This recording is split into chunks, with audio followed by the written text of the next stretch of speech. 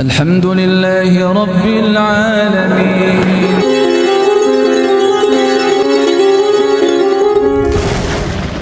Kalau kita sudah berada dalam kekhusyuan dalam hidup ini dengan penuh keyakinan bahwa kelak akan bertemu dengan Allah, alladzina yadhunnuna annahum mulaqu rabbihim wa annahum ilaihi raji'un, dan kita akan kembali kepada Allah Subhanahu wa taala, maka timbul kehati-hatian dan timbul semangat atau energi untuk menjalankan setiap tapak hidup ini sebagai nilai-nilai perjuangan yang dikatakan Kong tadi 60 pinten Kong? 69 tahun akan terisi dengan nilai-nilai juang, nilai-nilai mujahadah.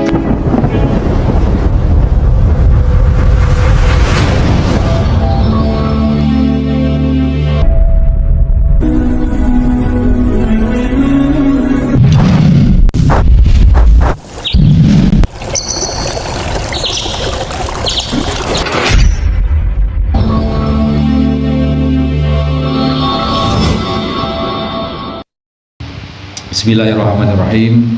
Assalamualaikum warahmatullahi wabarakatuh.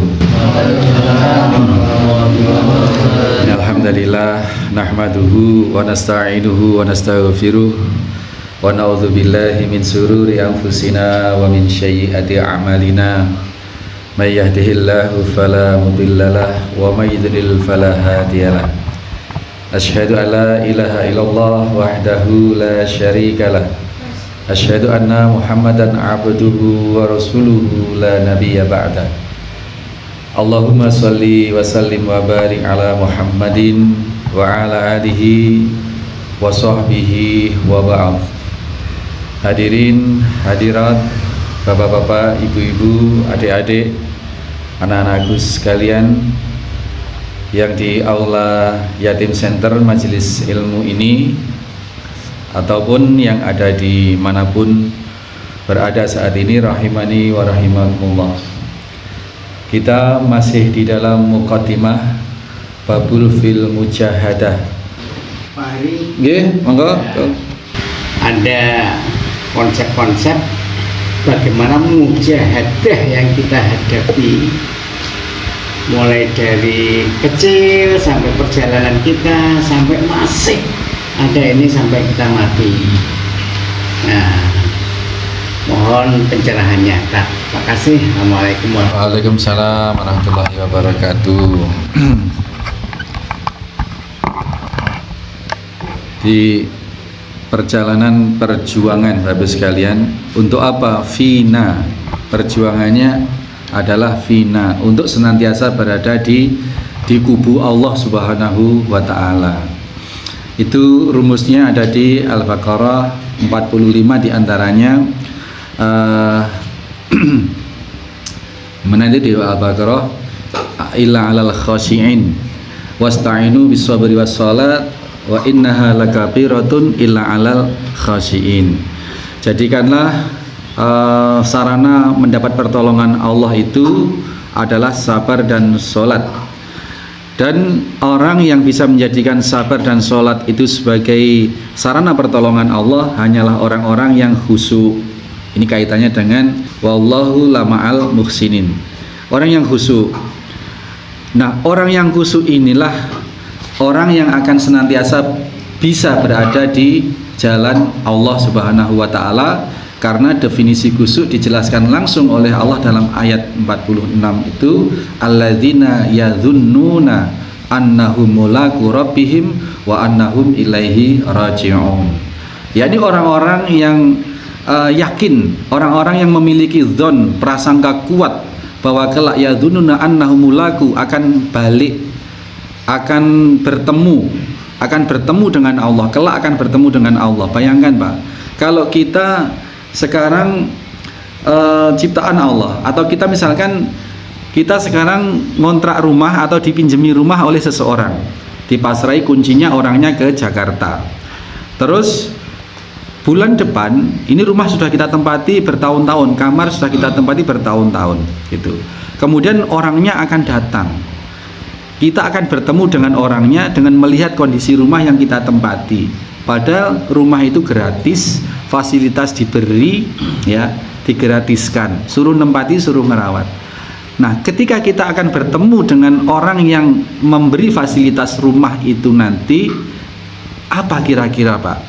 Apakah kita punya pikiran, oh kalau rumah yang satu tempat ini kotor, kita merasa malu atau merasa tidak enak? Apa seperti itu? Pastinya iya, orang yang normal. Kalau orang yang tidak normal, tidak reken Pak. Tidak reken sudah. Jadi yang tidak normal, maka kita di dunia ini yang tidak normal itu berarti orang-orang yang bukan orang-orang yang khusyuk.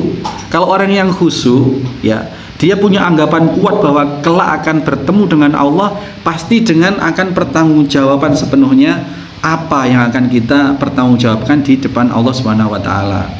Maka hidupnya terus nastete. Kenapa nastete? Hati-hati.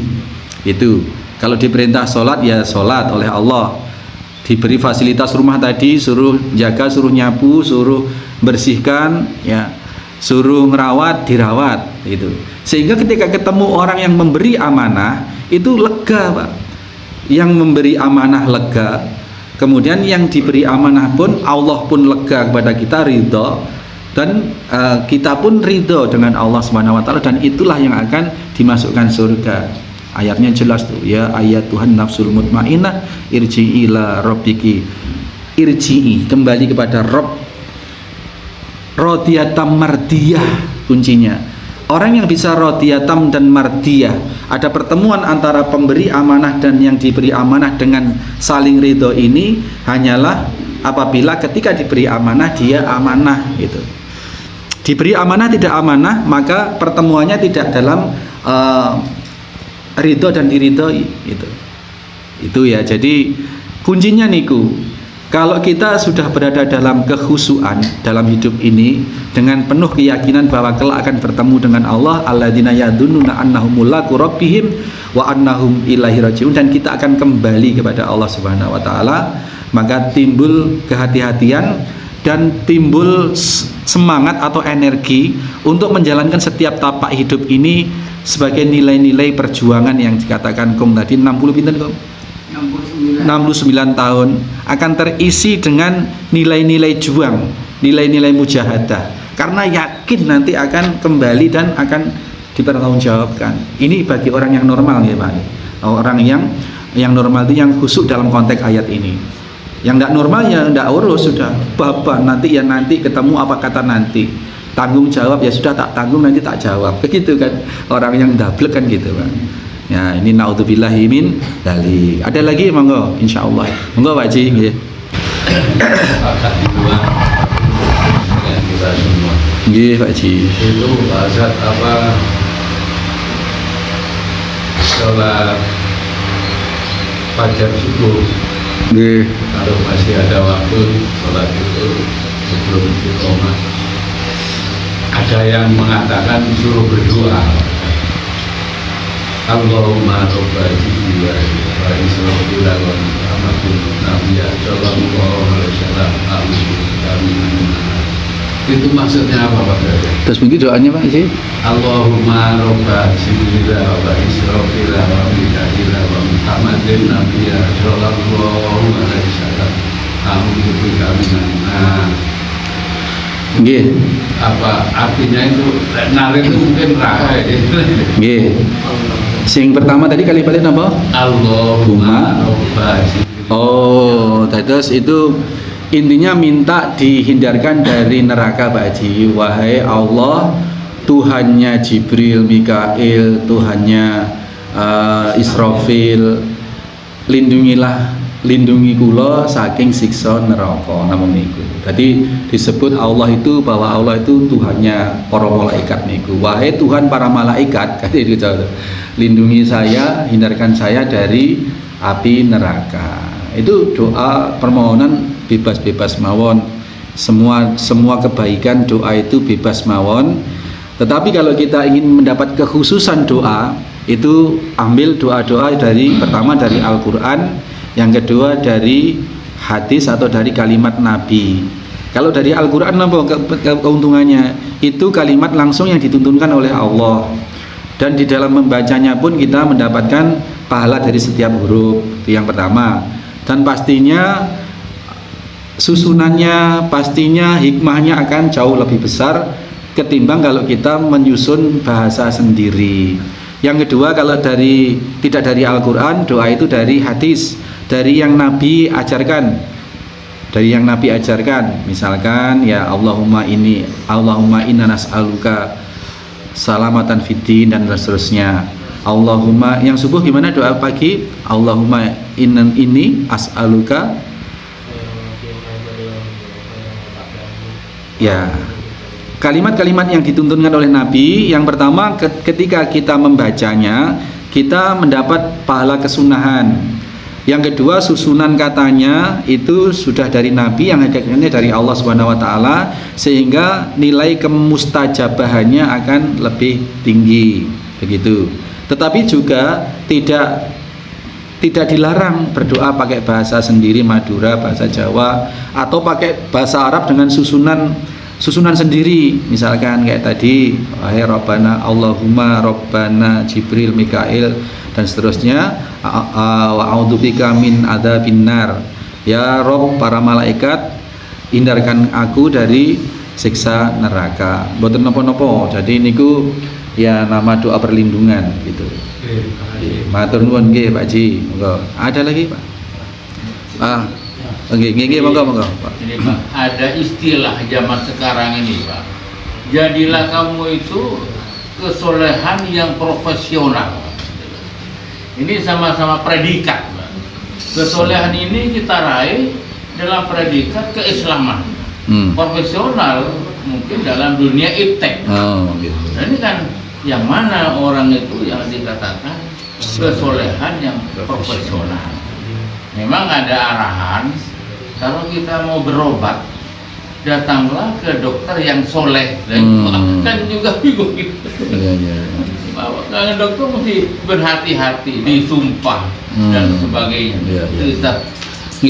Jadi kalau sudah tatarannya itu soleh Pak, insya Allah sudah aman gitu. Kalaupun dokter yang soleh, pasti dia akan berbuat yang baik. Misalkan obat-obat yang mengandung narkoba, mengandung apa, pastinya betul-betul dihindari dan lain sebagainya. Guru yang soleh, profesi-profesi ini misalkan ya, guru yang soleh, dia tidak hanya datang untuk menjalankan karir sehingga akhir bulan dapat gaji, tidak hanya itu, tetapi bagaimana supaya benar-benar bisa menitipkan ilmu itu, ditanamkan kepada anak-anak dan akan menumbuhkan satu kebaikan dan mengalirkan pahala selamanya, misalnya itu soleh. Petani yang soleh, ya bagaimana dia bercocok tanam, ketika sudah dengar waktu adzan, dia pulang untuk sholat atau sholat di sawah misalnya lah itu. Jadi kesolehan profesi itu di segala lini bisa. Tapi kalau profesional yang soleh itu yang pasti seperti itu. Tapi kalau orang yang soleh profesional itu bermakna apa? Bermakna industri Pak. Jadi kalau soleh yang profesional, kesolehannya itu dibisniskan. Itu ini yang justru agak ini. Soleh dai profesional misalkan, wah kalau diundang ada tarif secara khusus, ada manajernya, misalnya itu kesolehan profesional, mungkin mengarahnya ke sana, kesolehan profesional. Ini ya janggal ini Pak, justru konotasinya negatif. Kalau diundang ceramah, kalau diundang ngimami harus sekian begitu. Ini tidak patut, tidak patut. Tidak patut. Kalau profesional yang soleh lah, ini masya Allah ini profesional, seorang insinyur, seorang profesional, dokter, guru dan seterusnya, soleh, ini masya Allah. Itu ada lagi terakhir, hanya ini aja, pertama hati-hati, pasti banyak tantangan dalam mujahadah ini, mal atau ini itu, sehingga kalau sudah belajar kaitannya dengan bagaimana lebih sukses, nah mungkin bisa diungkap. Tanya, ya, silahkan berkembang. Insya Allah pengalaman-pengalaman kayak gitu nanti akan mewarnai kondisi perjalanan hidup masih panjang. Kita nggak tahu juga termasuk saya.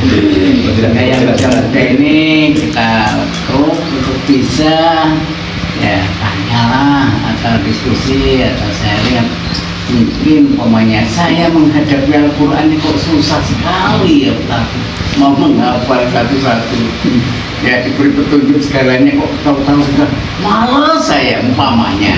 Untuk Itu diantaranya. Makasih. Assalamualaikum. ya, waalaikumsalam warahmatullahi wabarakatuh. Nggih, Gong, ini juga sebagai laporan kita bahwa di Al-Firdaus itu ada pelajaran muhadaroh. Itu pelajaran semacam public speaking untuk berani berbicara di depan dengan mempraktekkan khutbah Jumat atau ceramah atau apa. Terus tidak hanya berani menyampaikan, tetapi tidak hanya terampil menyampaikan, tapi juga kita latih bagaimana terampil menyerap. Jadi bicara itu kadang lebih mudah dari mendengar. Maka pelajaran untuk mendengar ini juga kita tekankan di sini. Ya masih proses memang. Anak-anak itu kadang-kadang masih malu-malu. Kadang barusan yang ceramah itu ngeciwis, selesai ditanya apa tadi barusan. Wah, saya tidak begitu dengarkan. Wah, seperti itu.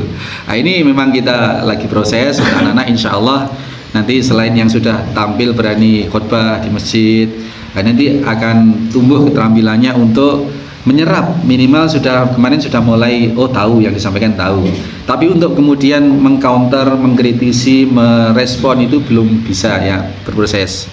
Makanya ini anak-anak murid-murid santri sekolah alam ya memang belajarnya di alam seperti ini. Belajarnya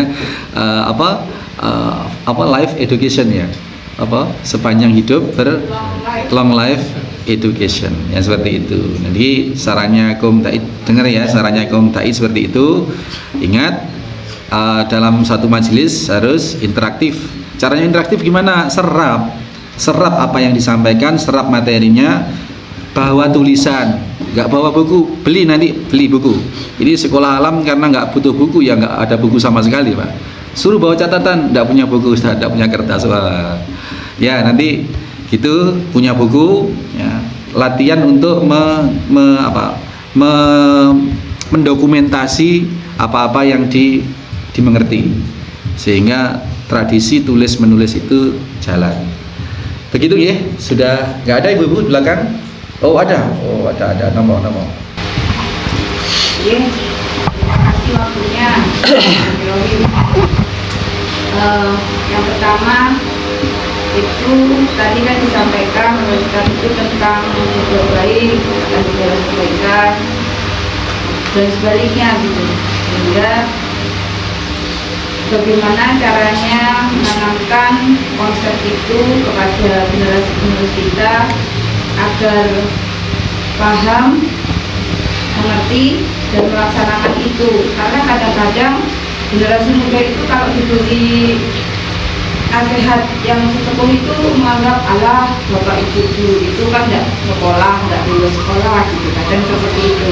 Padahal beliau-beliau itu kan meskipun tidak mengenyam pendidikan formal, tetapi pendidikan yang beliau laksanakan alami itu kan benar-benar ilmu gitu. Mungkin itu kan. Terima kasih Nabi. Jadi ini kembali ke konsep awal tadi itu ya, walladzina jahadu fina lanahdiyannahum subulana. Orang tua kita mungkin tidak sekolah, orang tua kita mungkin tidak kenal bangku sekolah, tetapi orang tua kita memberi nasihat atau memberi petunjuk. Nah, ini kita bisa kita ambil, kita nurut orang tua dalam arti kita tidak memusuhi orang tua, tidak membantah orang tua. Ini adalah menempatkan kita berada di dalam fina, bahwasanya anak atau generasi muda itu harus hormat kepada orang tua. Ini fina. Adapun keilmuannya mungkin tidak nyambung, sudahlah, abaikan dulu apa yang disampaikan, abaikan dulu, tetapi adab untuk tunduk, adab untuk sopan itu kemukakan. Itu fina. Itu maksudnya jalan Allah seperti itu. Sehingga nanti meskipun orang tua itu yang disampaikan itu ilmu kudet, apa kudet itu? Ilmu kurang update. Tetapi karena kita sudah menempatkan dalam fina, di jalan Allah, kita mentaati, kita menghormati orang tua, kita beradab pada orang tua, maka Allah akan memberikan lanahdiyannakum subulana, akan memberikan ilmu-ilmu yang sekarang, kecerdasan-kecerdasan atau keberuntungan-keberuntungan. Jadi orang tua yang kurang update, orang tua yang kita anggap kuno, alah mama itu, alah ayah itu, alah mbah itu kan dulu kuno, nggak seperti zaman sekarang. Ini berarti tidak fina. Kalau sudah tidak fina, tidak berada di ketentuan Allah, di petunjuk Allah, maka Allah tidak akan menuntun kita, memberi petunjuk kita untuk update yang sekarang. Ini paham ya? Jadi kaitannya bukan linear secara ilmu dari orang tua, dipahami, harus dipahami anak, tetapi ambil sisi adabnya. Orang tua kita meskipun guru ngaji kita, karena kita sudah nyampe Mesir, sudah nyampe Kairo, misalnya nyampe Madinah, guru ngaji kita di kampung taunya hanya sulam safina, sulam taufik, hanya seperti itu. Tapi adab seorang santri, seorang murid kepada gurunya, ini akan memberikan efek domino yang luar biasa dari Allah Subhanahu wa taala yang akan diberikan kepada sang murid. Itu. Anak pun juga demikian. Karena orang tuanya dulu tidak kaya, nah, untuk makan aja untung begitu, sehingga tidak sekolah. Kalian juga disekolahkan juga tidak tinggi-tinggi amat. Itu. Orang tua kita nggak punya ijazah.